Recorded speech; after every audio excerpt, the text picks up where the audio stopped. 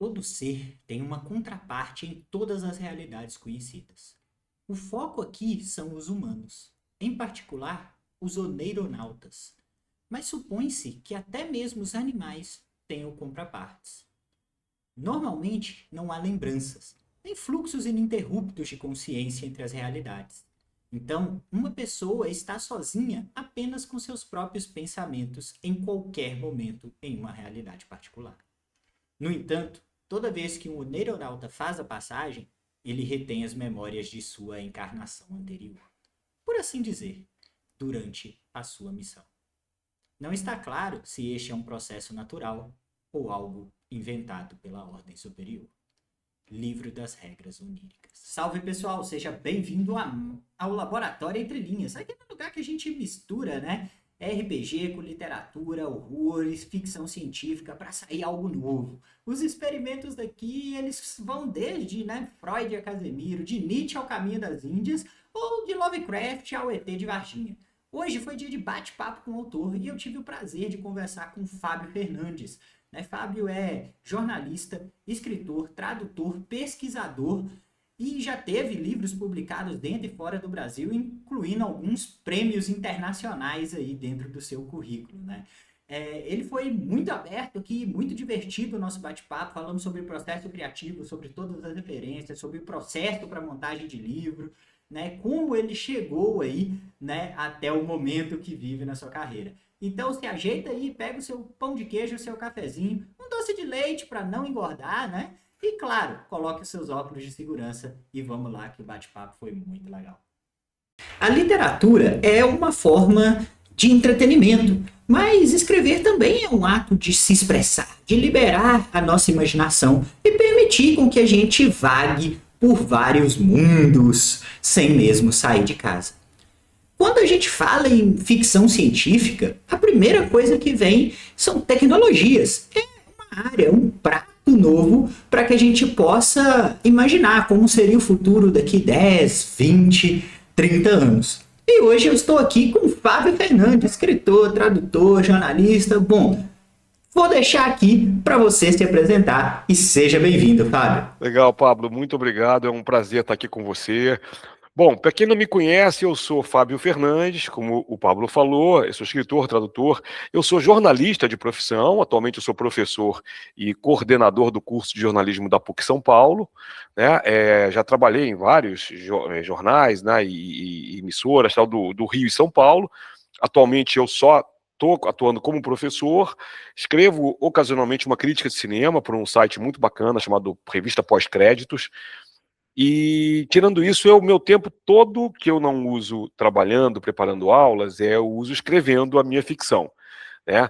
Traduzindo também. Nesse momento agora eu estou no hiato, né, entre traduções, mas o meu tempo basicamente se divide entre as aulas e a escrita aí pode incluir a tradução também. Nesse momento não, nesse momento está incluindo o meu novo romance que eu estou no meio dele. É claro que eu quero perguntar, né, sobre esse material, sobre esse livro, mas eu sempre começo com essa pergunta. Por que ficção científica? Olha, é uma excelente pergunta. Eu acho que é o seguinte, ficção científica, eu acho que é uma coisa que ou você, posso estar enganado, tá? É uma teoria sem que eu não tenho comprovação, mas pela experiência que eu tenho e de vários amigos que eu tenho aqui no exterior, eu acho que a ficção científica é uma coisa que surge com você na infância, tá? Você vê um desenho animado, um filme, uma revista em quadrinhos ou um livro e que te dá algum vislumbre de um futuro diferente, como você falou, o que pode surgir no futuro. Eu nasci em 1966, que eu estou completando 100 anos agora 100 anos, 60 anos agora em maio. Estou pensando nos 100 anos da ficção científica. Já estou pensando em chegar aos 100 anos, eu espero chegar aos 100. Mas eu vou fazer 60 anos agora, então veja, eu sou de uma época, eu lembro com 3 anos de idade de ver o homem pousando na Lua. Agora fiquei super emocionado de novo com a Artemis 2 e tal, mas assim, eu lembro que eu vi na casa de uma tia que tinha televisão, acho que já tinha televisão colorida, se eu não me engano, aí isso eu não me lembro realmente se a cores ou não, mas eu lembro que naquela época, e durante alguns anos, no começo dos anos 70, era muito comum a gente falar de um futuro brilhante que a gente ia ter nas estrelas. Eu lembro que o meu aniversário de 3 anos foi 2 meses antes do pouso, o meu pai fez um módulo lunar, um astronautazinho, botou no bolo, entendeu? E era assim, as crianças da minha geração, além dos ídolos tradicionais que já tinham de quadrinhos, de desenho animado, de futebol, tinham entre os seus ídolos astronautas. Então, primeiro de tudo, né, eu já nasci numa época propícia a isso, em que se falava muito de futuro. Como vai ser o nosso futuro? E aí tinha a coisa óbvia. O ano 2000 era um marco, né? Puxa, terceiro milênio e tal. Como é que vai ser o ano 2000? E aí a gente tinha todas aquelas visões de mundo de altíssima tecnologia, até uma tecnologia meio fantasiosa, que é carro voador, por exemplo, tal. Teletransporte, né? Nessa mesma época surgiu o Star Trek, então eu era criancinha, eu assistia Star Trek, e eu lembro que foi o meu primeiro contato, tirando a questão dos homens na Lua, o meu primeiro contato que eu lembro com a ficção científica foi Star Trek. Foi ver na televisão, e o teletransporte, aquilo ali foi o que mais me fascinou na série. Era incrível ver aquela coisa lá, as pessoas se desintegrando e reintegrando depois no outro planeta. E tanto que eu sempre brinco até hoje, né? Você pode conversar com qualquer pessoa, mesmo que não entenda de ficção científica, principalmente quem mora numa cidade como São Paulo, qual é a invenção que ela gostaria que existisse. Muitas vão falar teletransporte, mesmo que elas não saquem nada de ficção científica e não gostem de ler sobre o assunto. E assim, então, são coisas que mexem com a gente, são as possibilidades de se fazer coisas melhores, tá? Claro, tem as distopias, mas isso aí então são nossos medos. Mas os nossos desejos vão sempre para futuros melhores, altamente tecnológicos, né? Quando a gente possa resolver os grandes problemas da humanidade.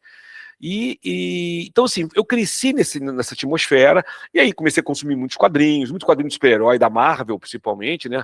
A Marvel tinha poucos anos de vida, então já sai aqui no Brasil os primeiros quadrinhos. Então, Marvel tem uma questão de super-heróis, mas também se preconiza um mundo mais tecnológico, né? As invenções do Reed Richards, depois o Pantera Negra em Wakanda. Então, assim, era super bacana acompanhar essas coisas também. E tanto é que eu sempre gostei de contar histórias também, e adorava ver filme, adorava ver cinema. Eu lembro também de criança ver sábado à noite, lembrem-se, era um tempo muito antes da internet e do streaming. Então, assim, eu lembro com 7, 8 anos de idade, eu assisti o Planeta dos Macacos, o original, porque passou pela primeira vez na televisão brasileira naquela época, acho que eu tinha uns 8 anos de idade. E era assim, você tinha que assistir, porque se não assistisse, você ia perder e você só ia ver dali a alguns anos a reprise. Então também tinha isso, né? Então, assim, uma série de coisas tão legais, para mim, tão incríveis, e que eu curtia intensamente isso, sabe? Então, quando surgem os livros da minha vida, que já surgem um pouquinho depois, eu fico muito focado ali no aspecto de ciência também. Eu já comecei a ler livros de física, de astrofísica. Eu lembro que um grande livro muito legal que eu li, mas eu já tinha os meus 14, 15 anos, era a Evolução da Física, do Einstein, do Albert Einstein com Leopold Intel, que é um livro muito bacana que explica a mecânica newtoniana e a mecânica quântica. Eu falei, cara, que coisa maravilhosa. Eu fiquei com esse livro até poucos anos atrás, assim, tinha uma adoração por esse livro. Então a ficção científica vai surgindo naturalmente nesse processo, sabe, de você, primeiro, curtir coisas legais sobre futuros possíveis, e aí chega um certo momento da sua vida que você começa a perceber que você está querendo contar também histórias desse tipo. Então, lá pelos meus 9 anos de idade, eu comecei a tentar escrever uma historinha de ficção científica, que, claro, era uma história espacial, mas que não tinha muito pé nem cabeça, era só um desejo de contar uma história. Mas eu fui passando os anos seguintes, todos, esboçando. Eu tinha vários caderninhos, os caderninhos da infância eu não tenho mais. Mas eu lembro de alguns caderninhos que eu começava a escrever uma história e parava. Porque, e isso que é interessante, eu tinha uma concepção, eu só lia romance, eu não lia contos. Eu não sabia o que era um conto. Então eu tinha a concepção de que para escrever uma história científica tinha que ser um livro, tinha que ser um romance. E claro, eu com 11, 12, 14 anos, eu não tinha o fôlego para isso. Eu poderia escrever um conto, mas eu não sabia o que era um conto. E aí, cara, eu acho que eu só fui descobrir de verdade o que era um conto depois dos meus 16 anos. Eu lembro que nessa época eu tentei escrever uma história que era até interessante, tem a ver com algo que eu vou escrever muitos anos depois, que era uma história baseada em Frankenstein, uma espécie de remake nos anos 80 sobre Frankenstein, e que eu até pensei numa coisa meio cinematográfica tal. Eu pensei até, tipo assim, se eu fosse fazer muitos antes desses memes de hoje, já tinha naquela época. Quem eu ia querer que fizesse o Victor Frankenstein? Aí eu pensei, David Bowie, porque tinha aquela coisa meio misteriosa, assim, aqueles olhos diferentes tal, porque eu ia fazer uma coisa estilosa. E eu comecei a escrever uma história nessa linha, mas também 2, 3 capítulos e a história acabou, porque eu não sabia o que fazer com a história. E aí, nessa época, para os meus 16, 17 anos, eu comecei a ler contos. Começaram a me apresentar. Eu comecei a ler Clarice Lispector. Aí não foi nem ficção científica, eu comecei a ler outras coisas, literatura brasileira, Jorge Amado tal. Clarice foram os contos e crônicas. Aí eu falei, caramba. E era uma potência. Clarice até hoje eu não posso ler que eu choro. Assim, é muito forte para mim. E aí eu entendi, opa, é possível escrever narrativas mais curtas, com começo, meio e fim. Aí sim eu comecei a descobrir contos de ficção científica também, né? Comecei a descobrir que tinha coisa lá fora, né? Eu estudei inglês, eu fiz curso de inglês, comecei na infância, eu terminei com 18 anos de idade, me formei em inglês. E então eu já conseguia ler devagarinho, aos poucos livros, né? Comecei a ler quadrinho aqui, um livrinho ali, e aí descobri a Isaac Asimov Magazine americana, e descobri que de vez em quando a gente ia no aeroporto pegar algum parente ou levar algum parente, que em casa a gente vinha da Zona Norte do Rio de Janeiro, tá, da Vila Cosmos, então a gente era pobre, a gente não tinha, eu só fui entrar no avião com 20 e poucos anos de idade. Então a gente às vezes ia pegar um parente mais abastado, né, ou levar no aeroporto, e aí foi nessa que um dia eu entrei numa livraria com meu pai e pedi para ele comprar uma revistinha para mim. Aí ele comprou, e aí um dia eu também achei uma Isaac Asimov americana, né, pedi para comprar, comprou, e aí eu fiquei fascinado. Aí, cara, a viagem foi para sempre, né? Eu não parei mais de escrever, e nessa época, aí já, vamos dizer, meus 17, 18 anos, eu consegui escrever um romancezinho. Acho que seria uma novela hoje em dia. E cara, eu tive a cara de pau de mandar esse livro para a editora Brasiliense, que é uma editora que na época fazia muito sucesso com literatura alternativa. E eu recebi uma carta do Caio Graco, que era o editor, o dono da Brasiliense naquela época, e pouco tempo depois ele viria a morrer num acidente, e ele escreveu uma carta muito, mas muito gentil e generosa, dizendo, olha, Fábio, poxa, que legal receber teu livro, que bacana, infelizmente não é o que a gente está procurando, mas, pô, te desejo sorte aí, né, tal. Então, assim, ninguém nunca responde ninguém, então, mas assim, foi muito tão legal logo no começo o cara me responder isso, e eu fiquei muito feliz. Isso me incentivou. Claro que é o único escrito que eu tenho antigo que eu não tenho mais, porque anos depois eu dei uma de Jimi Hendrix e queimei o livro. Queimei lá, tudo datilografado, né? Não tinha cópia, queimei. E aí, até hoje eu sei mais ou menos como era a história. Mas, enfim, também tô falando demais de abertura, né? De entrevista, né? Mas foi isso. Esse foi o grande começo, né? É isso, na verdade. Fica à vontade, o espaço é teu. E é legal ver essa experiência, né? Como que foi se formando isso aí com essa riqueza de detalhes. E que teve esse grande marco, o grande incentivador, vamos dizer assim. Agora, você gostava de ficção científica, né? Matemática, física, entender esses itens do livro. Como que isso veio parar para a escrita? Mas olha, mas isso é interessante, porque o que acontece? Nessa época eu estava fazendo escola técnica, eu estava fazendo Cefet no Rio de Janeiro, porque eu achava que eu queria ser engenheiro eletrônico. Eu gostava muito de robôs. E foi no Cefet, quando eu já estava com 18 para 19 anos, que eu me dei conta de que eu não queria ser engenheiro, eu queria escrever sobre essas máquinas. Eu queria escrever sobre robôs. E aí, cara, foi nessa mesma época eu comecei a fazer teatro dentro do Cefet, tinha um cursinho de teatro, uma escolinha de teatro de graça, tudo dentro da escola mesmo. O Cefet era muito grande lá no Maracanã, né? Até hoje existe. É como um campus universitário. Eu costumo dizer que ele foi minha universidade. Depois eu fui fazer faculdade, que foi muito boa, mas eu nunca mais tive aquela sensação de universo. Né? Que eu fiz várias coisas, eu tocava violão, então eu ia lá, levava para violão, tinha campeonato, concurso de música, eu levava violão para tocar, teatro, aí eu fui fazer teatro, e aí eu comecei a conhecer várias coisas, a professora ensinava meditação pra gente antes de ensaiar, daí, cara, duas coisas aconteceram na minha vida, eu fui pro budismo, eu deixei de ser católico, que eu já não estava satisfeito com a igreja católica, eu fui atrás do que era meditação e encontrei o budismo, e fui fazer teatro profissionalmente. Naquela mesma época, eu estava com 19 anos de idade, essa professora chega para mim com um cartaz de um concurso universitário teatral de dramaturgia, universitário porque era promovido pela Federal de Alagoas. Porém, qualquer pessoa do Brasil podia concorrer. Ia ter 2 prêmios, um prêmio estadual para o pessoal de Alagoas e um prêmio nacional de dramaturgia. Tinha que apresentar uma peça, não tinha limite. Cara, ela falou para mim assim, puxa, você gosta tanto de escrever, você não quer tentar? Aí eu parei e pensei, puxa, quero. Mas sobre o que eu vou falar? E aí, engraçado, não foi ficção científica a peça. Eu sentei e escrevi 3 pequenos esquetes que eu amarrei. Esses 3 esquetes eram sobre assuntos sobre os quais ninguém pode conversar, que é a política, religião e sexo. Porque você fala assim, essas coisas não podem discutir. E eu resolvi de cara provocar.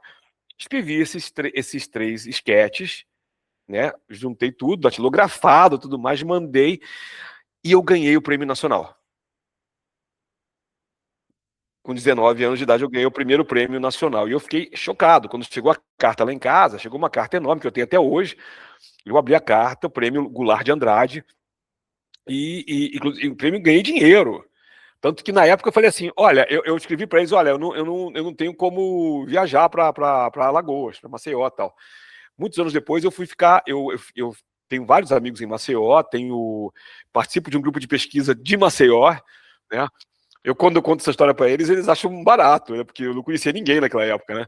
Mas eu fiquei muito feliz com isso. E aí, olha que interessante, o meu caminho no teatro, ele passou muito pouco pela ficção científica.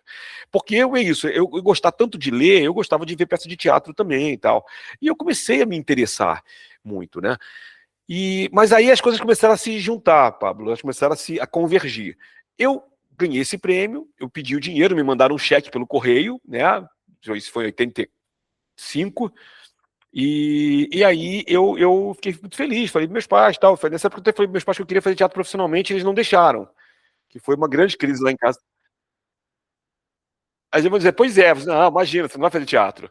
Aí eu falei, pô, eu não vou fazer teatro, mas eu quero escrever. Aí meus pais disseram, não, você pode escolher qualquer coisa que você quiser fazer, a gente não vai te forçar a fazer nada, só não queremos que você faça teatro você não vai ganhar dinheiro. E aí eu falei, bom, então eu quero ser jornalista, eu quero escrever. Eu não queria fazer letras, porque eu achava que isso aí ia virar professor. E olha que engraçado, eu tinha muito preconceito contra a profissão e não queria ser professor. Hoje eu sou professor e adoro. Mas eu falei assim, não, eu quero ser jornalista, eu vou escrever. Cara, essa altura eu já estava lendo Hemingway também, entendeu? Eu estava lendo escritores jornalistas. E eu falei, não, eu quero ir por aí. Meu pai disse, não, beleza, pode ir. E aí, cara, nesse tempo, eu comecei a estudar tradução. Apareceu um curso profissionalizante no Rio de Janeiro, do professor Daniel Brilhante de Brito, que foi um cara foi um grande amigo e mentor, e ele já faleceu já há algum tempo, e ele era foi intérprete de alemão e de russo, e ele sabia 20 idiomas.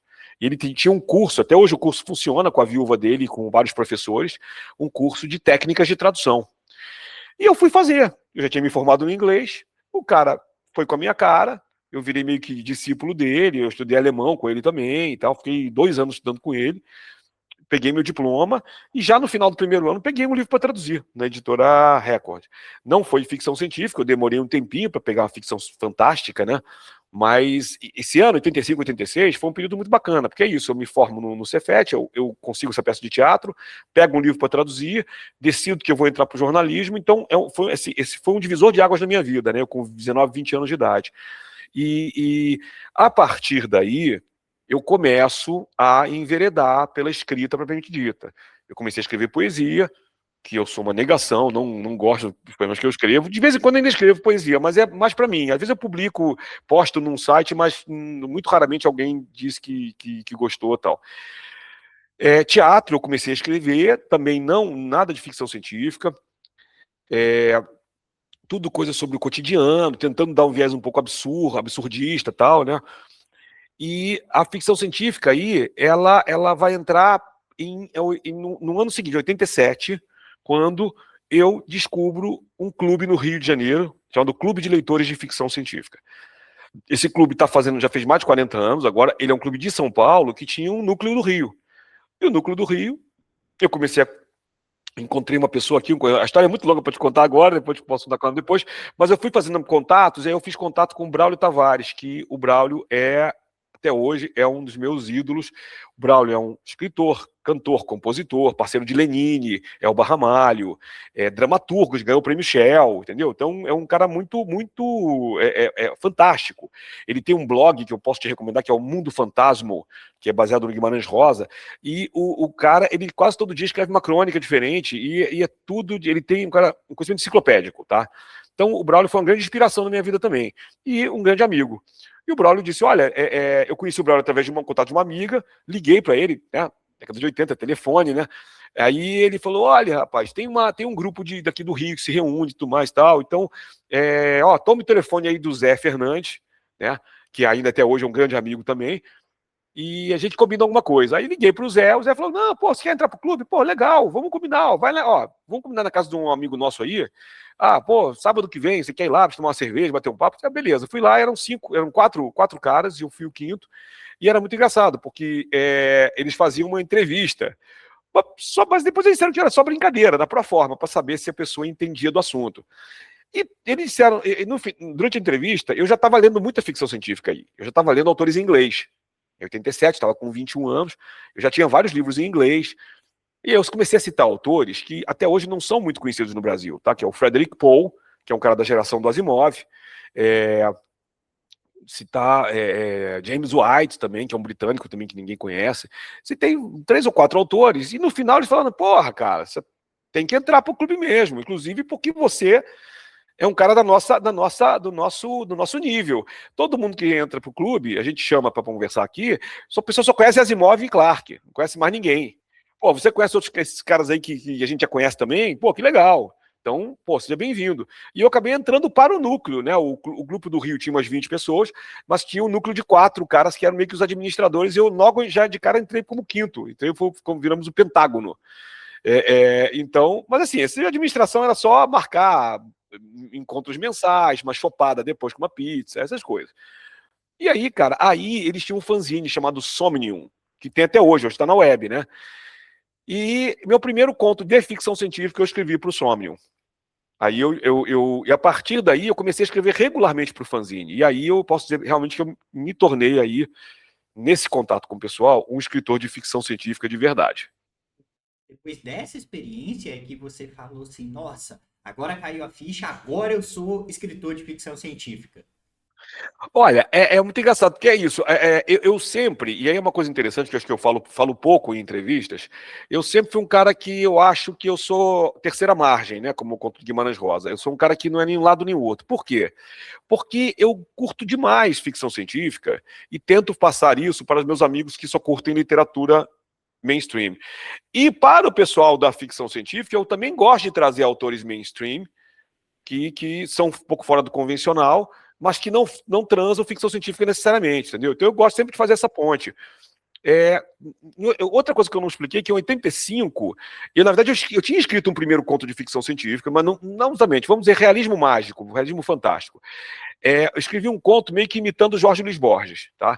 Em 85, teve o Circo Voador no Rio de Janeiro, fez um concurso de contos. Esse concurso, eu não entendi por quê, esse concurso flopou. Você mandava o conto, eu datilografei, o conto tinha que ser contos muito curtos, tipo flash fiction, né? O termo não existia na época. E eu escrevi um conto de uma página. Mandei pelo correio. Pouco tempo depois, anuncia até nos jornais mesmo que o concurso miou. Até hoje ninguém sabe por que o concurso não rolou. Mas eu tinha esse conto escrito.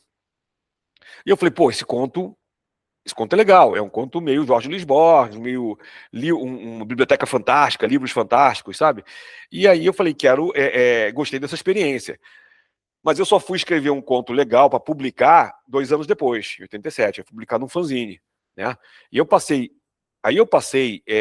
década de 80 e 90 quase toda escrevendo para fanzine.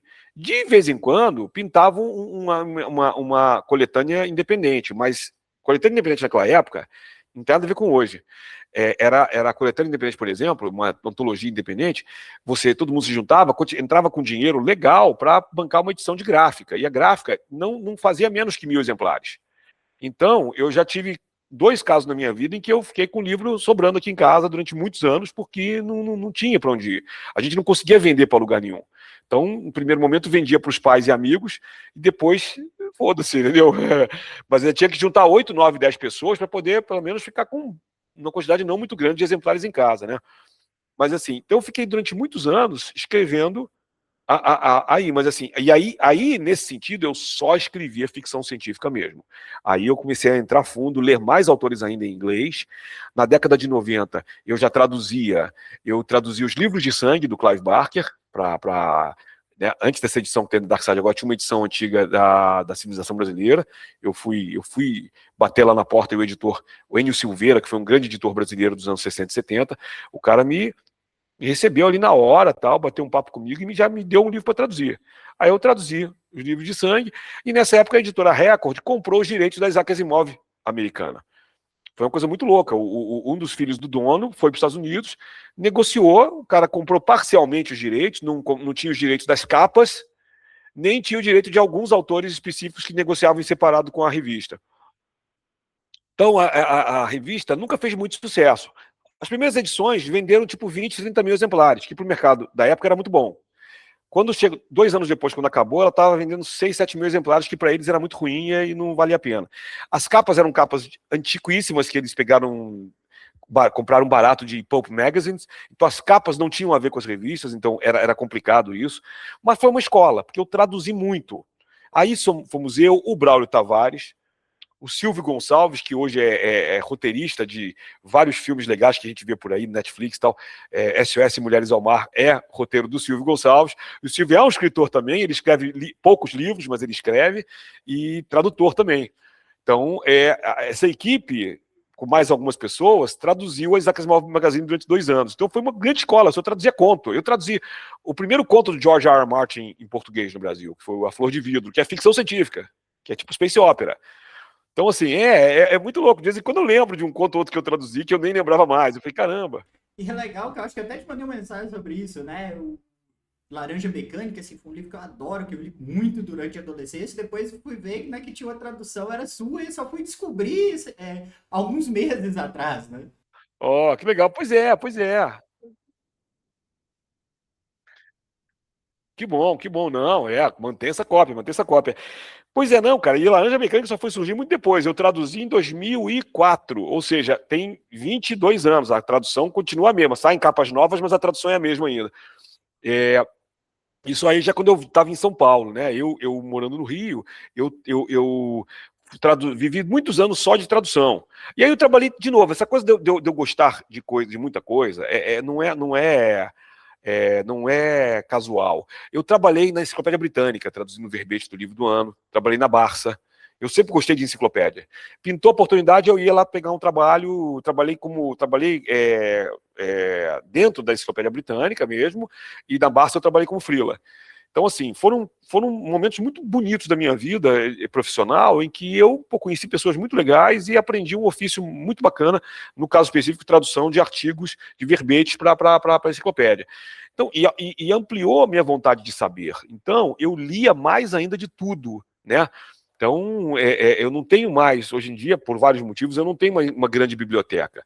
E mesmo assim, essa grande biblioteca que eu tenho, essa pequena para a média que eu tenho agora, ela tem muito mais livros de outros assuntos que de ficção científica. Mas tem coisas importantes de FC, né? Mas é meio por aí. O core, o núcleo ali da FC ainda existe lá, tá sólido. O core tá ali, sempre. Não, isso nunca deixa de estar. Eu gosto muito de material acadêmico também sobre ficção científica, tem muita coisa acadêmica. E hoje em dia eu sou pesquisador também, né? Sou pesquisador de Science Fiction Studies. Eu publico muito aqui e lá fora. Eu publico muito em revistas britânicas, por exemplo, e misturando outras coisas. As últimas 2 publicações foram para revistas marxistas, que falam também de ficção científica. Então, por exemplo, vai sair agora, até o meio do ano, um ensaio meu sobre a 2ª temporada de Andor, de Star Wars. Para uma revista chamada Red Futures, que é uma revista sobre ficção científica marxista britânica. Eu já escrevi um artigo sobre a primeira temporada, que saiu no site, e em formato de livro. E o segundo vai sair também agora em breve. Então, hoje em dia, inclusive, eu estou deslocando o eixo da minha escrita de ficção científica, né? Você fala daqui a pouco mais sobre isso. Eu estou desviando lentamente da ficção para não ficção, mas ainda trabalhando a ficção científica. E, se não me engano, você já ganhou prêmios, né? Com obra fora do Brasil também, não é isso? Eu já fui indicado assim em long lists, né? Tipo, a British Science Fiction Association já tive numa long list uma vez, eu tive em lista de livros recomendados, o que é sempre muito, muito bacana e a gente ficou muito animado. E ganhei um prêmio em 2023, se não me engano, que é o Utopia Award. Esse é um prêmio novo, tá? Mas eu acho até que eu acho que ele foi dado uma única vez por uma revista que fechou as portas depois. E eu concorri, inclusive, com a Becky Chambers, né? Com a novela dela tal. E eu fiquei muito feliz também. Eu concorri com uma novela que eu escrevi em inglês, publiquei na Inglaterra. E essa novela depois eu traduzi e ampliei e ela se tornou o Torneio de Sombras, que saiu pela VEC em 2024. Legal, e bom, é lógico que eu vou perguntar desse livro aí, mas eu quero falar desse Torneio de Sombras, né? Porque eu li esse livro em janeiro, e em janeiro eu já falei, caramba, esse aqui vai ser um dos melhores livros que eu li esse ano, né? Mas eu quero, antes de tudo, né, saber como que faz para manejar esse tanto de interesse. Porque você tem tradução, exige esforço, pesquisa, além disso você tem que pesquisar, estudar ficção, não ficção. Como que organiza tudo isso, né, para dar conta dessa entrega sem ficar maluco no meio do processo? A pergunta é boa, sem ficar maluco no processo. Olha, falando nisso, é interessante. Eu tive um diagnóstico há 4 anos de autismo. Eu sou autista, nível 1 de suporte. Não sei se faz sentido. Acredito que eu tenho os hiperfocos, e é só agora que eu entendo como hiperfocos, né? Então, eu acho que teve uma certa facilidade aí, inata de organização. Na verdade, eu não tinha uma rotina específica. Eu ia de acordo com o hiperfoco. Hoje eu quero estar sobre isso, amanhã sobre aquilo outro, e eu vou comprando livro, cara. Eu torro dinheiro com livro. O pessoal fala, pô, o cara gasta dinheiro com carros, mulheres, nada. Primeiro que eu nem tenho esse dinheiro todo, mas o dinheiro que entra eu gasto com livros. Então, cara, eu tô. Hoje, por exemplo, até gravei um vídeo hoje pro meu conta do Instagram. Eu achei num sebo outro dia um livro sobre profissões da Grécia e Roma antigas. Eu falei, cara, genial. Tenho uma história que eu tenho um outline de uma história sobre o Império Romano que eu quero escrever. Aí eu falei, pô, esse livro vai me ajudar. Aí comprei. Chego em casa, estou pesquisando no Amazon, de repente eu descubro um livro sobre o mesmo tema, só que não foi publicado em português. Tem no Audible com a minha assinatura. Então eu já peguei, baixei e comecei a ouvir. Esse outro livro do Audible, ele fala sobre como era a economia de Roma no começo do Império. Eu falei, opa, e aí fala que a economia dependia dos agricultores, das pequenas profissões, que tem a ver com outro livro. Eu falei, nossa, já bugou aqui, já fiquei hiperfocado. Mas é isso, ao mesmo tempo eu estou lendo sobre editoração, porque é outra coisa que eu já trabalhei.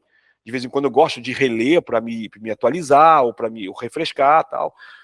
Ficção científica, eu estou lendo, né? E estou lendo uma biografia, a biografia da Lina Bardi, né? Que criou o Museu de Arte Moderna Museu daqui de São Paulo, né? Então, assim, de novo, adoro biografias, estou sempre lendo uma biografia. Então, e aí, só agora com a faculdade, é que eu começo a sistematizar. As minhas leituras são meio selvagens mesmo, mas geralmente hoje em dia agora eu tenho uma coisa muito simples. De manhã eu tenho uma rotina de acordar cedo, tomo café com a minha mulher. A gente, quando não tem aula cedo, a gente sempre toma uma primeira caneca de café na mesa, depois a gente vai para o sofá da sala, toma uma segunda caneca, e aí cada um vai fazer uma coisa. Ela pega o computador, faz umas coisas, eu pego um livro, começo a estudar, ler. Aí nessa hora eu tiro, às vezes, 1 hora, 2 horas para ler, estudar. Agora eu vou ler esse livro aqui. Aí não é nem leitura de ficção, não, é não ficção. Eu estudo, faço anotações, tudo mais, tal. Aí, dali a pouco, bom, agora eu vou, dependendo do dia, ou eu vou levantar para fazer musculação, ou eu vou para o computador e começo a trabalhar. Geralmente de manhã, quando eu tenho aula ou atendimento de coordenação, eu trabalho direto. Quando eu não tenho, eu tiro a manhã para mim. Então eu faço isso, eu estudo, leio, e às vezes também separo 1 horinha para escrever a minha ficção. né? E aí de tarde não, depois do almoço, cara, aí é trabalhar até de noite. Aí a faculdade mesmo me chama, todas as questões, reuniões, né, pendências que eu tenho que ver de solicitações de alunos, de professores, né? E aí de noite é outro horário que, de repente, se eu acabo tudo cedo, eu posso escrever mais um pouco da minha ficção, ver um filme, uma série na televisão da sala, mas vou para o quarto dormir e quando eu durmo, quase sempre eu pego o celular, baixo algum filme, alguma série, assisto mais um pouco no celular, ou leio alguma coisa de ficção, e aí durmo. Meu dia basicamente é isso, eu sou um cara muito chato. Não tenho. Eu não tenho essa coisa de gostar de sair e tal. Não curto muito sair, na verdade, entendeu? Já gostei muito. Hoje em dia não. Tem uma previsibilidade, né? Um certo grau de controle, sem barulho, sem confusão, pode ficar por conta do livro, expandir as ideias, né? Exato, assim, eu gosto de vez em quando de tomar café com um amigo, entendeu? Assim, cerveja, hoje em dia eu quase não bebo, então assim, é muito difícil, muito raro.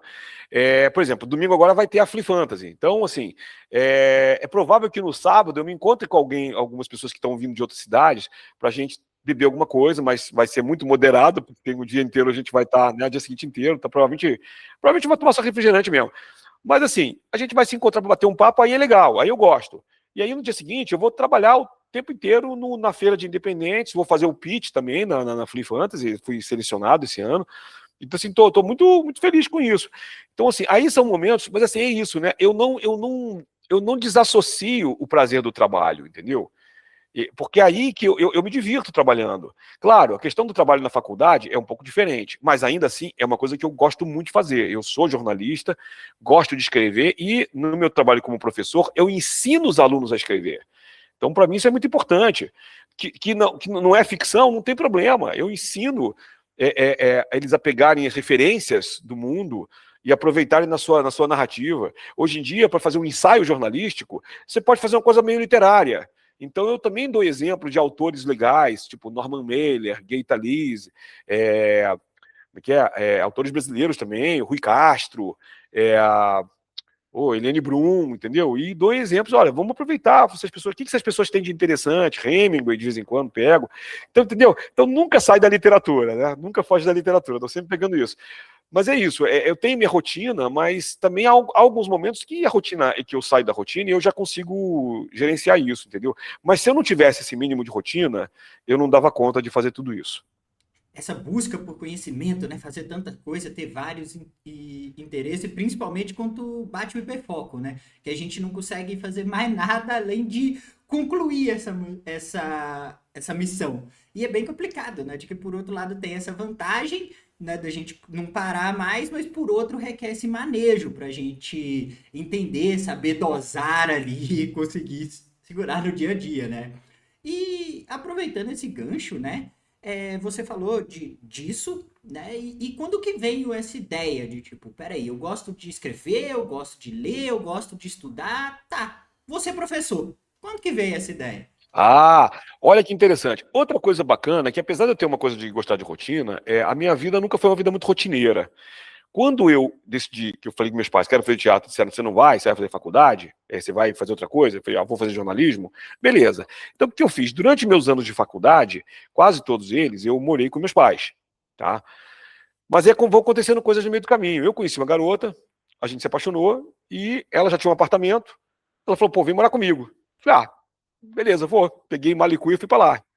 E assim, mas a relação foi 1 ano e meio, depois a gente se separou, tal, saí da casa dela, mas assim, mas aí eu já tomei gosto de morar sozinho. E aí comecei a pegar o meu dinheiro de tradução e começar a morar, a alugar apartamento, né? Então, primeiro, começo a fazer essas coisas, a alugar apartamento, a procurar, e aí sim, procurar outras coisas para a vida, né? E aí, cara, a vida vai levando a gente para esses outros lugares, para essas outras paisagens, né?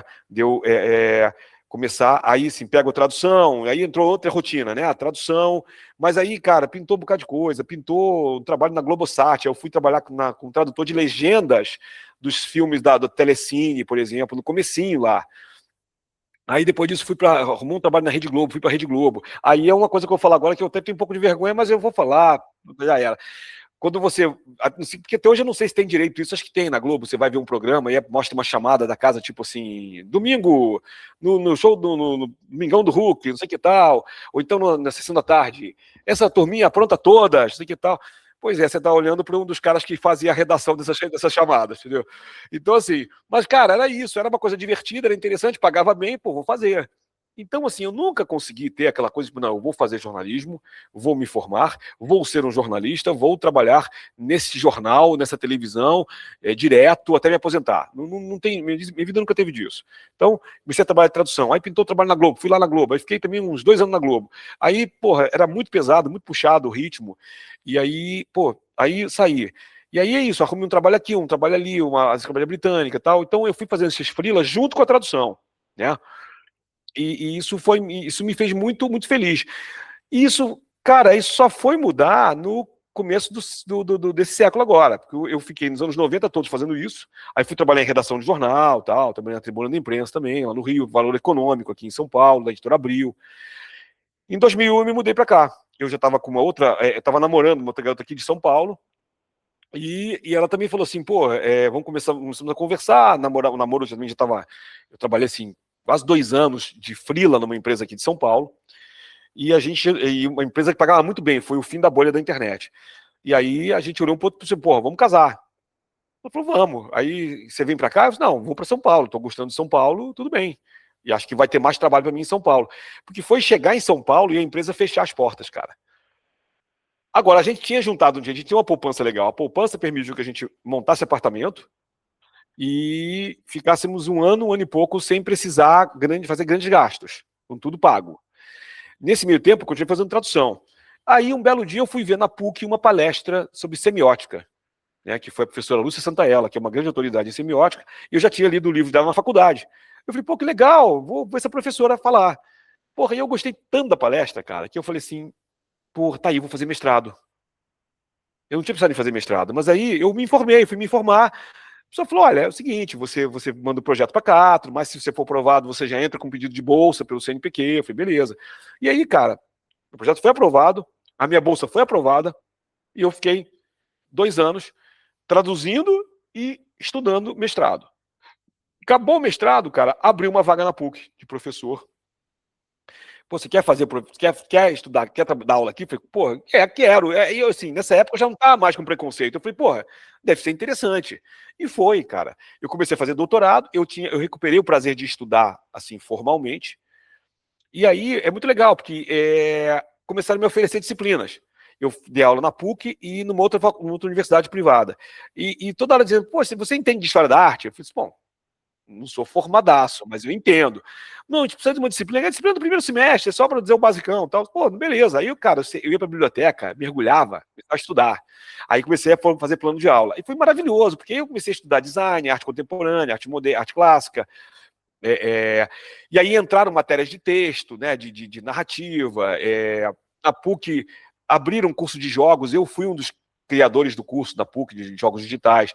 Eu criei uma disciplina de world building, criei uma disciplina de narratividade, de oficina literária e tal. Então, assim, tudo isso foi super legal. E aí, cara, eu praticamente parei de fazer trabalho jornalístico para fora e fiquei só focando na faculdade. Né? Me doutorei, fiz pós-doc depois e tal. E aí, isso para mim, de novo, foi maravilhoso. Nesse tempo, eu estava escrevendo regularmente contos. E quase todo ano eu publicava um conto numa antologia que alguém oferecia para publicar. Aí já estávamos com o digital, tá? Em 2000, na verdade, em 2000, eu publiquei meu primeiro livro, que foi a antologia Interface com o Vampiro, que é uma antologia, ela foi uma das primeiras editoras independentes que surgiram no cenário do digital, e ela fazia edição print on demand e fornecia o e-book em PDF. Isso foi muito antes do MOB e do EPUB. Né? Isso foi 2000. Aí, tudo bem, eu fiz essa edição, vendeu muito pouco, claro, mas né, eu era pouco conhecido, mas eu já fiquei com essa coisa na cabeça. Pô, legal, agora eu quero fazer meus livros. Só que daí, para fazer meu primeiro livro legal, foram acho que 9 anos. Porque eu comecei a trabalhar como professor e eu comecei a não ter tempo, cara. O tempo que eu tinha, eu traduzia. Aí pintou o Laranja Mecânica, pintou vários livros para a Aleph, foi uma parceria super legal que durou 11 anos. Então, nesse tempo todo, eu comecei a Trabalhar. E assim, cara, e aí quando eu percebi, quando alguém me oferecia, pô, Fábio, vamos fazer uma antologia, quer participar? Ah, quero. Aí eu pensava num conto, escrevia o conto e mandava. Tirando isso, eu não fazia mais nada. Só que quando chegou em 2008, eu fui convidado pelo Itaú Cultural, eu trabalhei no Itaú também na época como freela, me convidaram a fazer a curadoria de um evento sobre ficção científica. Que bacana, né? Esse evento foi criado em 2006 para ser um evento bienal. Era um evento dentro do Itaú Cultural com palestras, debates e tudo que você pudesse imaginar sobre ficção científica. Em 2006 tinham feito, mas não ficaram muito satisfeitos disseram que era uma coisa muito acadêmica, tal, não ficou legal. E aí, como eu já trabalhava lá como jornalista, fazendo freela pro site deles, eu falei, pô, você não quer pegar essa curadoria? Eu falei, claro que eu quero. Aí, cara, foi um barato, porque eu juntei pessoal de história em quadrinhos, eu juntei pessoal de música eletrônica, eu juntei escritores, eu juntei acadêmicos, eu juntei tudo. 2 dias de imersão. E tanto que me chamaram para fazer outra em 2010. Aí depois o Itaú Cultural mudou de direção e eles decidiram não fazer mais esses festivais. Mas 2008 foi um ano que eu chamei um cara de uma editora que estava começando. E na saída de um dos painéis, eu bati papo, tomei um café. Aí perguntei, pô, você aceitaria uma história minha e tal? Ah, pô, aceito. O que você tem em mente? Eu falei, aí eu me dei conta. Eu já estava há muito tempo querendo trabalhar um tema sobre inteligência artificial, porque eu tinha escrito 2 contos. A coletânea, a antologia Interface com o Vampiro, são contos soltos, menos os 2 últimos. Os 2 últimos são contos interligados. Um conto que se chamava Um Diário dos Dias da Peste, brincadeira com o livro do Daniel Defoe, né, sobre a praga de Londres, né, e chamava Interface com o Vampiro. Era sobre o dia que as IAs, a singularidade, as IAs ganham consciência. Só que elas fazem uma coisa meio simbiótica com o ser humano. Sendo que no segundo conto, os vírus de máquina passam a infectar a gente. E o meu protagonista, ele vira o xamã, tipo, não, que consegue limpar os vírus das pessoas. E eu falei, eu quero fazer um romance. Aí eu fiz um fix-up, né? Eu fiz, na verdade, ampliei esses 2 contos, fiz mais um outro, fiz 3, como uma peça lá de trás, eu fiz 3 narrativas interligadas, e aí ficou o meu livro Os Dias da Peste, que é o meu primeiro romance mesmo, né? E saiu como esse romance fix-up em 2009. Então foi foi a coisa que surgiu de todo esse trabalho que eu tive de ficar só na faculdade e pouca ligação com a escrita. Mas a partir desse momento, cara, outra coisa deu aqui virou a chavinha e eu passei a pensar mais em romances, coisa que eu não estava pensando até então. Agora eu entendi. E é bem legal você falar nisso, né? Dessa virada de fase, desse ponto. Que agora agora eu compreendi o tanto de referência, né? O tanto de coisa que vem ali no Torneio de Sombras, né? Porque, pô, você vai pegando uma referência aqui, vai seguindo aquela mesma linha, e do nada você abre uma página e tem uma coisa sobre budismo. Aí você passa para o próximo capítulo e você se depara com algo completamente novo, mas que dentro daquele mundo faz sentido, né? E como que foi, né? Que ideia que deu origem a esse livro, a essa história, né? Foi esse livro que ganhou o prêmio? Ó, pois ó, vou contar mais uma história mais ou menos longa, tá? Vou tentar resumir. Cara,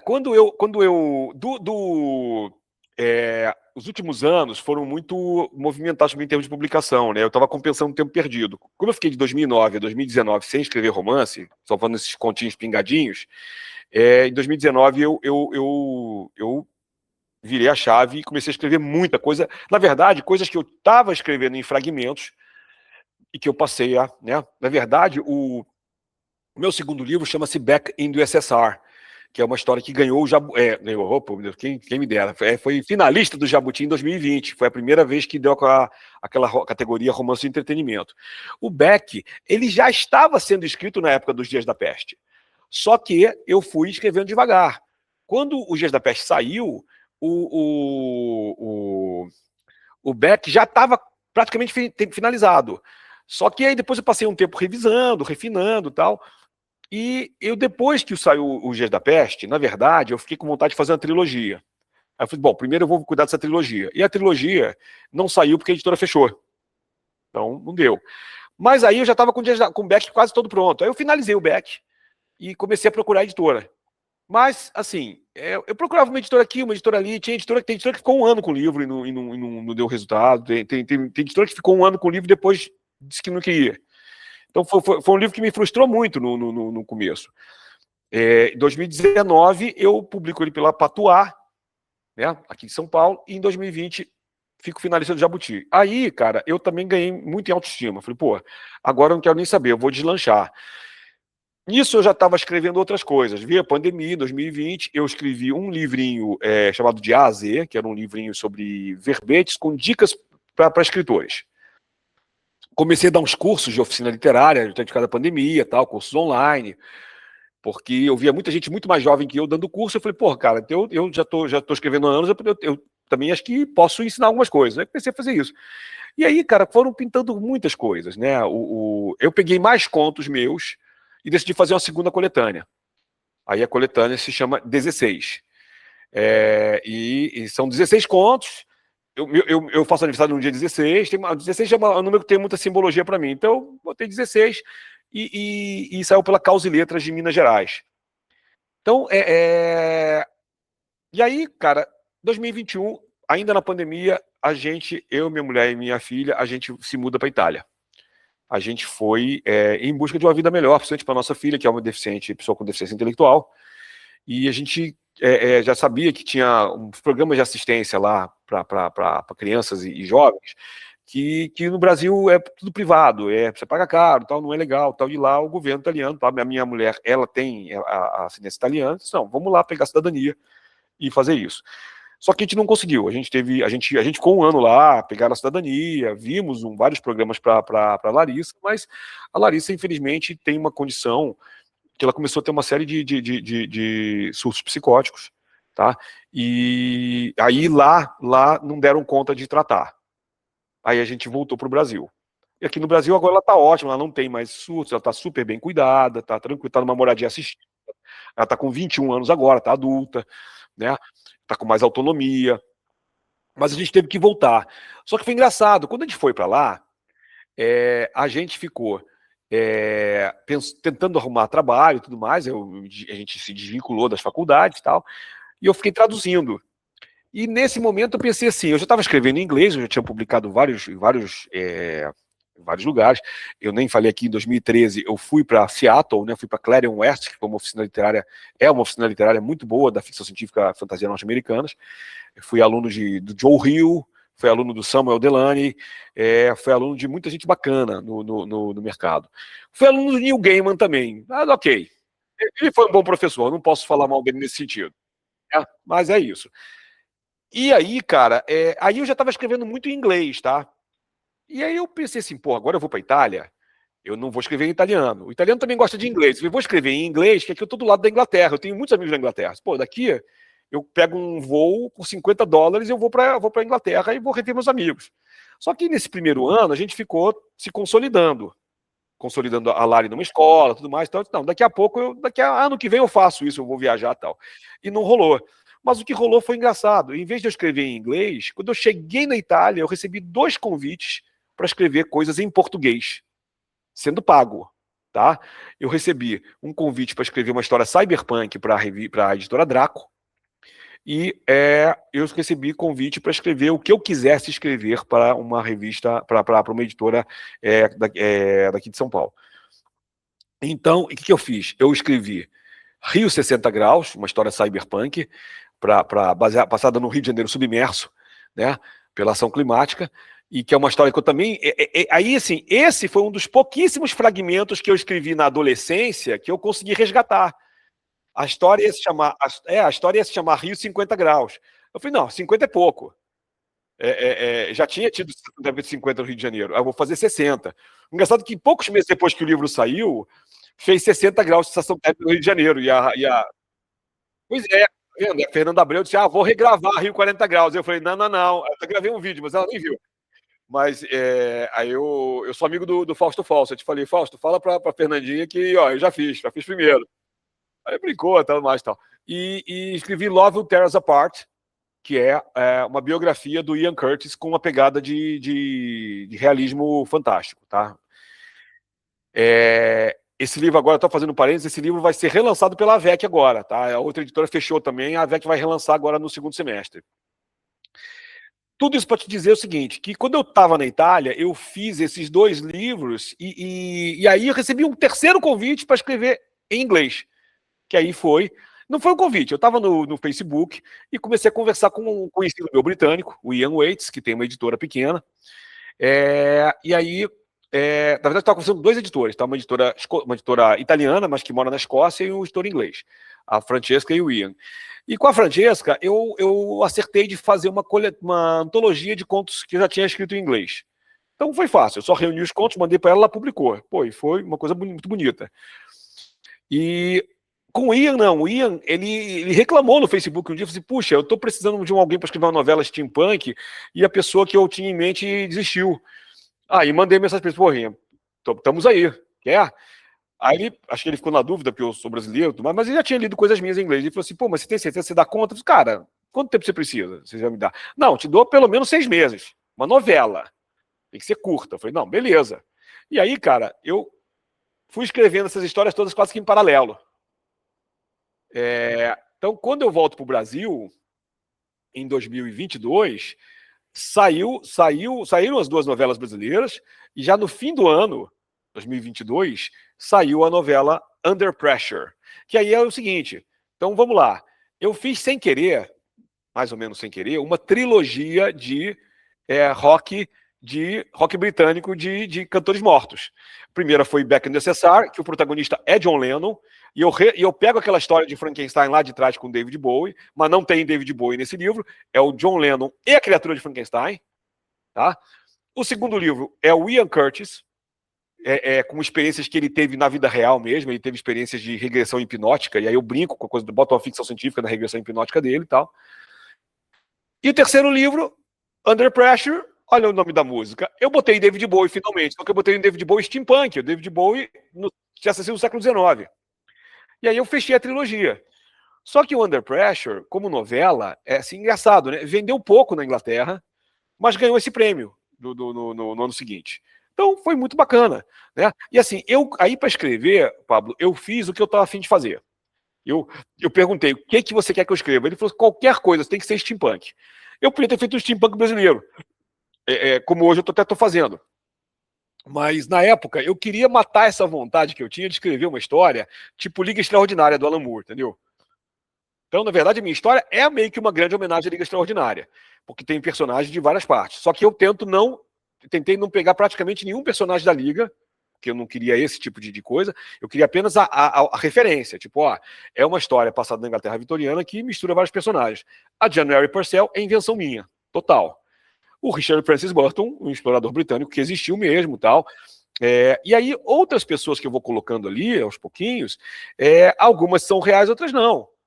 Algumas são da ficção, do Júlio Verne, do H.G. Wells, tal. E aí eu comecei a misturar as referências, mas tentar sempre fazer uma coisa coerente, que aqueles leitores que não conhecem essas obras, eles podem entender o livro e gostar mesmo assim, né? E quem entende tem um prazer adicional. Tem um amigo meu que é o Chico, que é um mutante literário, né? Ele falou para mim, já os 2 livros da January, ele falou, cara, para mim eu tenho um prazer a mais de procurar no Google as referências, porque eu sei que vai ter coisa ali, eu sei que tem coisa ali que você não inventou.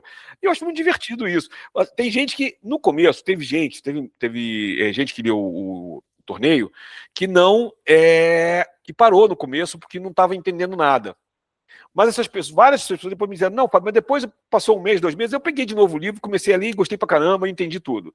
Às vezes a pessoa fica com um pouco de medo, porque é muita informação, mas eu falei, é isso, cada capítulo tem aquela epígrafe de livro, que é uma referência que eu tirei de Duna, tirei do Frank Herbert, que é pegar livros inventados, às vezes tem um verdadeiro, mas a maioria é inventado, né? E poder fazer ali para quê? Para apresentar cada capítulo, o que vai acontecer no capítulo. Cara, e assim, foi tão gostoso, para me divertir tanto. Eu acho que esses livros do January são meio que a culminação da minha obra de ficção científica, onde eu pude colocar tudo aquilo que eu estudei, né, que eu pesquisei, e jogar ali sem medo. E assim, eu estou gostando muito do resultado. Bom, eu sou suspeito para falar porque, né, eu já disse que é um dos melhores livros que eu li esse ano e justamente também porque eu tenho essa nerdice, né? Tipo, eu não entendi, não conheço esse personagem, não entendi. Pera aí, daí eu vou buscar a referência, de onde ele tirou isso. E aí eu fico igual aquele meme do DiCaprio, né? Opa, entendi, opa, peguei a referência. Né? E isso me dá muita vontade, né, de conhecer os personagens, os autores ali que você citou, até mesmo aqueles que eu não conhecia só pelo nome, né? E buscar essa questão do lugar, buscar essa questão para entender como a história se move. E é legal também que dentro desse hábito, né, eu acabei aumentando a minha lista de leitura, porque você vai interessando por uma coisa ali.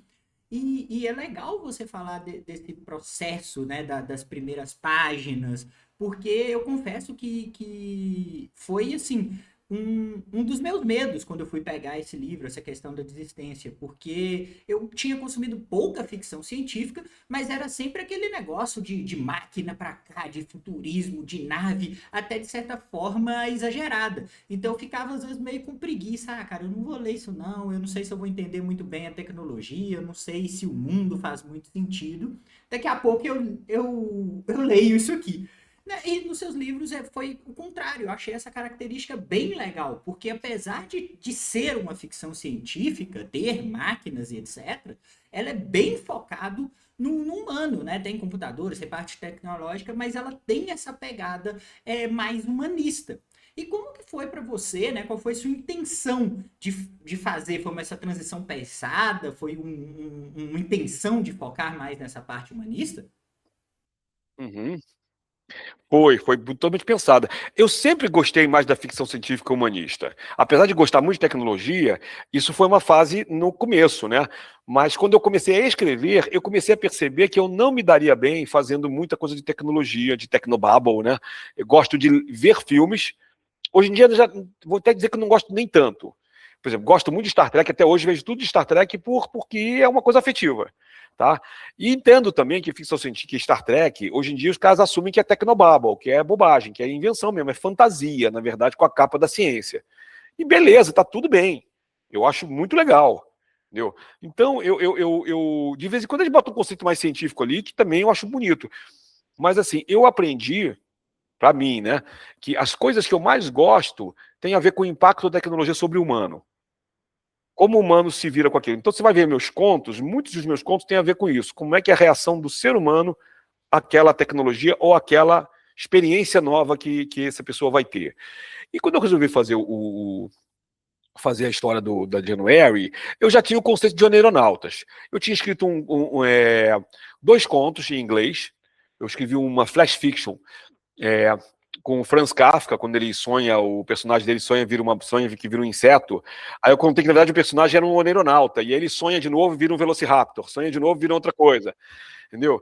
E aí sonha de novo, vira o Joseph K. e ele é apanhado no processo, e aí vai e acaba a história, entendeu?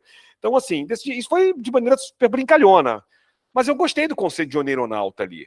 Aí, escrevi um livrinho em parceria com o Nelson de Oliveira, que é um escritor super legal, da minha geração também, cara muito premiado, e de uns anos para cá ele começou a escrever só ficção científica também.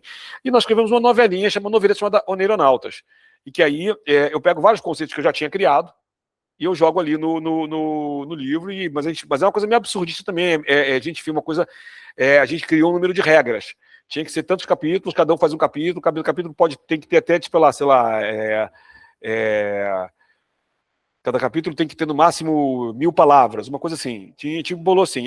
São regras que a gente usou inspirados no Oulipo, que é um grupo francês existe até hoje na França, um grupo foi criado por um matemático e escritor, que era o Raymond Queneau, e fazia parte dele o Georges Perec, né, e o Ítalo Calvino, faziam parte desse grupo, que eles gostavam de fazer coisas, fazendo, o Ítalo Calvino faz o Castelo dos Destinos Cruzados, com 2 jogadas reais de tarô, e ele pega aquilo ali e inventa uma narrativa a partir da jogada do tarô. A gente fez só umas regras, olha, tem que ter tantos capítulos, tem que ter tantas palavras, tal. E o resto a gente inventou. Mas assim, eu já tinha pegado muita coisa que eu já tinha inventado escritos em histórias em inglês. Aí quando acabou, eu falei, poxa, em algum momento eu vou querer escrever uma história sobre oneironautas. E na verdade eu escrevi. É um livro inédito em inglês, é um livro Young Adult, que eu não consegui publicar ainda, não sei se eu vou publicar tão cedo. E é um livro sobre vários jovens presos numa casa, e eles descobrem que eles estão sendo foram chamados ali para serem treinados para ser neuronautas. E tem uma hora que eles não sabem mais o que é sonho e o que é realidade. Essa história está inédita, tá? Essa história está inédita mas aí tá direitinho, os oneironautas, já tem vários conceitos que eu vou jogar no Under Pressure. Quando eu vou fazer Under Pressure, eu falo assim, bom, eu vou partir desse pressuposto dos oneironautas e falar, sei lá, talvez a origem dos oneironautas, porque eu coloco na história Young Adult que a origem dos oneironautas é no século XVIII. Né? Isso eu comento no livro, né? Nos 2 livros eu comento isso, né? Que eram os lunáticos, os homens lunares. Eu li a biografia deles muitos anos atrás e fiquei fascinado, né? Pessoas existiram no mundo real, né? O Benjamin Franklin, o James Watt, vários caras que fizeram grandes invenções. Eles tinham um grupo, cara, eles tinham um grupo de pesquisa do século XVIII que se correspondia e que se encontravam mensalmente para beber, tomar café e falar sobre suas invenções, isso é do caralho. Só que é o seguinte, eu não pensei assim, não vou escrever a história deles diretamente, eu vou escrever uma história que referencie eles como os criadores disso. Só que foi ficando mais complexa. Né? Então, o que acontece? Você viu ali, quando eu faço na história dos adolescentes, dos young adults, tem uma hora que do protagonista, ele viaja na aeronáutica e vai parar no tempo desses caras, vai parar e conversa com o William Blake, que ele vai descobrir que o William Blake também era um aeronauta. O William Blake, que é também um cara que tinha uns sonhos visionários malucos, o William Blake dá umas dicas para ele de como ele tem que agir, e aí ele volta para a época dele para fazer as coisas que ele tem que fazer. E fica por aí. Ao fazer a January, eu pensei, não, eu vou fazer uma história steampunk, vitoriana da gema, vou escrever uma personagem. Nessa época eu já estava conversando muito com a minha mulher, eu casei de novo em 2018, e a minha esposa, Patrícia, é uma feminista, pesquisadora, ativista e tal. E assim, uma pessoa super legal, que eu tenho altos papos, tá? E um dia ela me desafiou, pô, por que você não escreve uma personagem mulher? A minha primeira reação foi dizer, não sei fazer isso. Aí ela riu, falou, não, imagina que você não sabe. Claro que você sabe, você é um escritor, você tem essa experiência de vida, você pode fazer isso. E aí eu fui começando a namorar a ideia. E aí surgiu a January. Aí eu fiz a January, e aí, cara, as coisas foram acontecendo de maneira tão gostosa. Aí eu fui escrevendo, aí eu pensei que eu queria também um personagem masculino, mas esse personagem masculino não ia ser necessariamente um cara legal. Aí eu criei o Burton. Quer dizer, peguei o Burton. A biografia do Burton também é uma das minhas favoritas. E eu botei o Burton como tá na biografia. Um cara que era um cara legal por um lado, mas era um cara machista, era um cara chato, era um cara bem britânico mesmo, entendeu? Então, assim, não menti nada, botei ele ali. E eu fui escrevendo e eu percebi o seguinte: primeiro, as heroínas têm que ser mulheres e os vilões têm que ser homens. É simples. É meio bobo, meio didático? Não interessa, não importa. Eu prefiro fazer assim. E a história está me provando que é isso mesmo: masculinidade tóxica, a bunda. Então eu boto a Marie Curie também na história, né, como Sklodowska e tal. Boto o Bowie, que não é um cara mau, mas é um mala, né, no fim das contas. Ele é um cara que tem os seus desejos, suas fantasias de invenção, mas ele é um cara, não é um cara tão legal. E aí é isso, comecei a fazer aquelas epígrafes, comecei a botar Platão, botar Buda, botar as invenções. E foi ficando muito divertido, cara. O segundo livro também, né, Os Agentes do Caos, vai por essa linha também. Eu cito mais, coloco mais a questão dos homens lunares, das origens da aeronáutica. E tem o terceiro volume que eu estou escrevendo agora, cara. Que eu estou escrevendo se passa metade dele no Rio de Janeiro, metade no Congo. Não tá nem na Europa mais. Eu já viajei legal aí. Pô, legal, né? Então já saiu explorando, já saiu expandindo as fronteiras, né? E óbvio que eu já tô feliz por saber que já tem um terceiro livro da saga, né? Eu vou começar a ler o segundo. E você controla o spoiler, né? O que você pode comentar aí desse terceiro livro, né? Ó, o terceiro volume vai atrasar um pouco, tá? A gente. Aí muito trabalho e tudo mais tal. Eu já era para estar terminando, mas eu tô na metade do livro, tá? Então a minha ideia é até julho terminar, mas o livro talvez não saia no fim do ano, talvez ele saia no começo de 2027, tá? A história é a seguinte: a segunda história, o segundo volume, Agente do Caos, eu desenvolvo mais o que aconteceu no primeiro. Eu não quero dar spoiler, mas assim, eu juro pra você, eu pensei assim, eu vou tornar a narrativa mais simples para não perturbar as pessoas. Deu tudo errado. É mais complexo que a primeira, né? Eu complexifico muito, mas eu espero ter deixado a coisa inteligível. E o terceiro volume, já desde o começo eu estava pensando nisso, pensando em fazer uma coisa passada no Brasil. Aí sim, personagens da nossa história, no Brasil. Entra personagem de Machado de Assis na história, entra personagem de Coelho Neto na história. Entendeu? Tá entrando muito personagem que eu também não nem esperava direito. Tá entrando pessoas da vida real, da Inconfidência Mineira na história. Entendeu? Tem viagens e tal. E aí tem uma personagem que aparece uma personagem do futuro que aparece nos Agentes do Caos, ela vai voltar com mais intensidade no terceiro volume, e talvez entre uma personagem do passado remoto, que vai fazer um contraponto ali com as outras personagens, na contraparte da January, tá? Mas ficamos sabendo mais ainda sobre o passado da January, do pai da January, né? E assim, no segundo livro, acho que a única coisa que eu posso falar, porque isso desde o começo do livro já fica claro, é que não existe só a maneira de viajar no tempo. Quem disse isso no livro 1 mentiu. Então, o livro 2, você descobre que tem caroço nesse angu. E no terceiro, você vai descobrir mais, pelo menos mais uma viagem no tempo diferente e mais um grupo que você não sabe se é do bem ou se é do mal, que está lutando pela supremacia. E eu já estou com um final elaborado. Esse livro, a ideia era que a série da January tivesse 5 volumes, e o quarto e o quinto estão com outline feito, ou seja, eles podem vir a acontecer ainda, mas por enquanto, eu vou parar. Eu vou parar no terceiro, eu amarro a história da January no terceiro. Então, para ninguém se preocupar, tipo, meu Deus, não tiver quarto, não tiver quinto, não. Eu tenho história, eu tenho lado para o quarto, para o quinto, com a January também, se ela quiser. Se ela não quiser, não vai participar, né? Mas agora eu vou dar um tempo na ficção científica. Esse livro, esse ano sai a segunda edição do Love Will Tear Us Apart, e começo do ano que vem deverá sair o terceiro volume, que se chama Os Corredores do Tempo, que é o terceiro volume da January. Depois disso, eu devo publicar outras coisas. Eu tô com alguns rascunhos, alguns fragmentos, e eu tô pensando assim, uma história policial, também com protagonista feminina, tá? E ficou e vai permanecer. E o fragmento de um romance ou uma novela histórico. Mas eu não quero falar sobre isso também não, porque tá muito cedo ainda.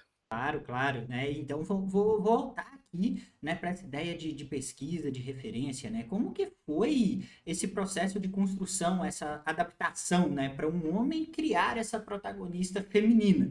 Como que foi esse processo de pesquisa? Porque eu imagino que deve ter sido, no mínimo, diferente, né? E deve ter aprendido ali várias desconstruções do caminho ali. Sim, sim, sim.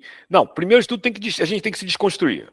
Cara, isso é um processo que é para sempre. Até hoje eu estou me desconstruindo e sempre conto muito com a ajuda da Patrícia, porque às vezes a gente faz coisas sem se dar conta, e esse que é o problema. Às vezes a gente age de maneira machista, é aquela coisa estrutural, e você acha que está fazendo coisa direito e não está.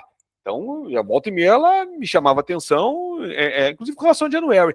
Se bem que com a January, eu sempre tive muito cuidado de criar uma personagem forte, que não fosse muito arrogante. Acho que ela, às vezes, ela é um pouco, mas está justificada na arrogância dela.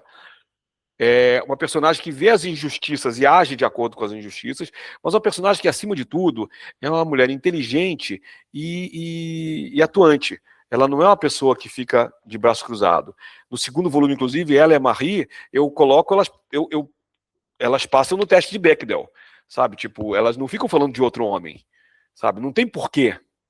Homens não cabem muito bem na narrativa delas, embora elas tenham seus amantes, suas paixões, mas não é o foco da narrativa, nunca é o foco da narrativa, sabe? Então, assim, foi muito bacana e me deu uma apreciação especial. Hoje em dia eu tenho até, sei lá, eu escrevi, outro dia mesmo eu escrevi um conto também por encomenda, que o protagonista é homem e que não ficou muito legal, assim, tipo, o conto ficou ok, mas é o tipo de coisa que eu já não curto mais tanto escrever. Sabe, tipo, a minha ideia é de agora em diante, não é que eu não vá botar homens como protagonistas, mas eu acho que eu vou tentar fazê-los menos tóxicos. Isso que eu acho que é o mais importante. Então, gera esse outro movimento também, né? Não se trata apenas de criar uma protagonista feminina e acaba ali, mas pensar o livro de outra forma, de outros pontos de vista, com outros pontos de vista, até mesmo para os outros personagens, para outros protagonistas. E isso, Exato, eu acho que a gente tem que dar um exemplo, cara. Na sociedade machista que a gente tem, isso é um absurdo. Eu tenho uma filha, né, uma enteada com a Patrícia, e eu tenho um filho, né, adulto que mora fora e que é um cara super legal. Nesse ponto eu não tenho nenhuma queixa dele. Mas eu tô sempre conversando com ele no intuito de, sabe, dar força para ele e dizer que tá tudo bem, sabe? Tá tudo bem chorar, tudo bem mostrar suas emoções. Eu tive a sorte de ter sido educado por pais legais, assim, sabe? Tipo, eu nunca ouvi dos meus pais isso, que homem não chora. Nunca ouvi. Uma educação que eu acho até que foi um pouco anômala para minha geração. Mas eu acho que isso me ajudou muito também, de preparar. E mesmo assim, cara, como eu já fui machista na minha vida. E ainda acho que sou de vez em quando, embora o tempo todo. Agora na faculdade, inclusive, eu tenho mais alunas que alunos, e eu converso com elas, e volta e meia eu digo, olha, se eu tiver falando uma bobagem, por favor, me cortem, me perguntem, vamos conversar, porque eu não quero isso. Eu acho que a gente está num mundo que esse mundo tem que ser melhor, cara. A ficção científica que eu escrevo não é didática, mas eu quero sim que as pessoas que leiam January e leiam assim, pô, que personagem legal, sabe? Como ela tá atenta para as coisas que estão acontecendo ao redor dela, e como essa experiência dela no século XIX, claro que reflete a experiência do Fábio no século XXI. E para a gente entender que aquilo ali é recado mesmo, é recado para quem está lendo, sejam menos cuzões, entendeu, homens? Sabe? Ouçam mais as mulheres, sejam amigos, sejam parceiros, né? Porque senão, para mim, também não faz sentido, entendeu? Eu não quero escrever só uma coisa nostálgica, bonitinha. Eu quero escrever algo que faça sentido, que deixe alguma marca. Legal, e já aproveitando essa deixa da marca, né, pelo menos quando a gente fala de ficção científica, a gente imagina tecnologias, evolução. E aqui a gente está começando a falar de um lado mais humano. E já que falamos em marca, né, qual é a mensagem assim que claro, você já falou um pouco sobre isso, mas qual é a mensagem, né, que você deixa com suas obras de ficção científica, com romance, da sua escrita de um modo geral? Olha, eu não sei se tem uma mensagem direta. Eu tenho alguns temas, tá? Eu acho que os temas principais da minha obra, se é que eu posso falar assim, são temas ligados a amor e memória. E o tempo é fundamental para essas duas coisas, sabe? O tempo cura, o tempo às vezes resoluciona algumas coisas ou dá um distanciamento adequado para você pensar. E acho que toda história de viagem no tempo tem algo de nostálgico, de você buscar um passado, mas também de reflexão. Então eu quero fazer isso, sabe? Apesar de estar colocando muita aventura, muitos personagens, no segundo você tem muito mais tiro, porrada e bomba, literalmente, né? E o terceiro também vai ter isso. Mas tem os momentos em que os personagens param, pensam, refletem, a January reflete sobre os homens ao redor dela, sabe? As pessoas, elas não estão ali de graça, não estão ali à toa, sabe? Elas são pessoas que não estão só efetuando ações, elas estão fazendo várias coisas para a vida melhorar, entendeu? Então, assim, o que eu quero fazer na minha literatura é isso. Eu acho que se eu posso passar uma mensagem, não posso dizer uma mensagem direta, mas eu acho a questão é, é um lema que a esquerda usa muito. Um outro mundo é possível. E eu acho que é isso. Para mim, um outro mundo é possível, sempre, sabe? E esse outro mundo está justamente nesse contato com as pessoas. Você tratar melhor as pessoas. Isso aí não precisa de religião, não precisa de tecnologia especificamente. Pode ter uma história que tenha tudo isso, né? Mas eu acho que é isso. Não, pelo que eu entendi, né, você acha que tudo é essa forma de reflexão. Para um vai funcionar o filme, para o outro vai funcionar o livro, para alguns vai funcionar um jogo, ou até mesmo a interação, né? A mulher chega lá e puxando a tua orelha. Não, não pode falar isso, né? Mas tem que existir esse espaço para abertura. E é legal que você sente assim, que você falou também dessa dinâmica de sala de aula, que você conseguiu criar esse espaço para abertura, né? Eu venho de um curso, por exemplo, da psicologia, né? Que pelo menos da minha época nem sempre era majoritariamente feminino, mas como que você sente, né? Que esse espaço que você abriu ali mudou o aprendizado ou até mesmo a participação das suas alunas ali durante as aulas, nesse processo de formação aí? Olha, eu acho que mudou muito, porque eu sempre fui um cara, talvez por causa do autismo, um cara muito reativo. Então, assim, se você me interrompe no meio de uma aula, minha reação inicial era cortar você, Não gritar, não mandar calar a boca, mas poderia, de vez em quando, falar mais alto, porque você está falando, está me interrompendo.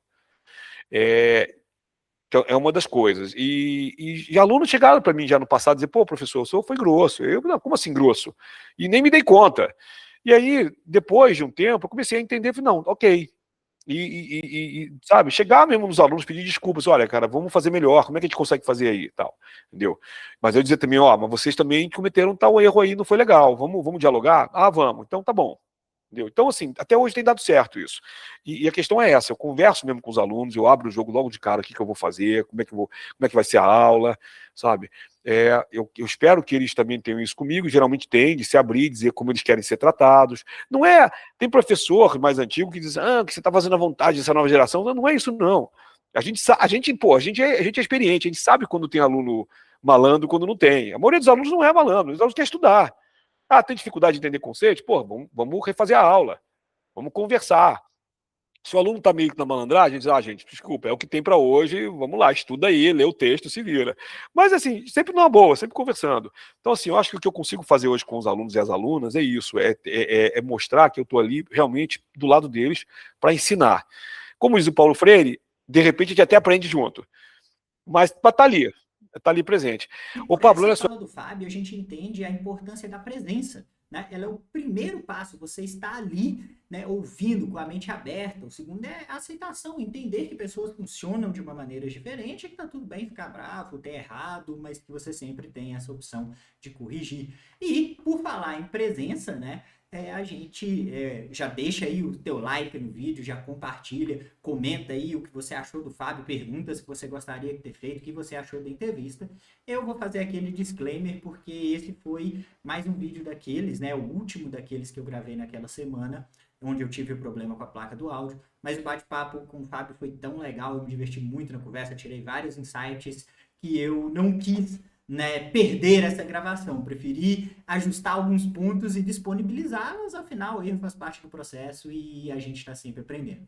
Mas é claro que a gente vai ter, né, a parte 2, a parte 3 aí com o Fábio, como eu já disse, eu sou fã dele, já tenho aqui os meus livros físicos, né, das aventuras da January Purcell, e já tenho ali os meus PDFs, meus e-books, então sim, quero o Fábio aqui de volta, em breve a gente vai gravar outro pedaço aí.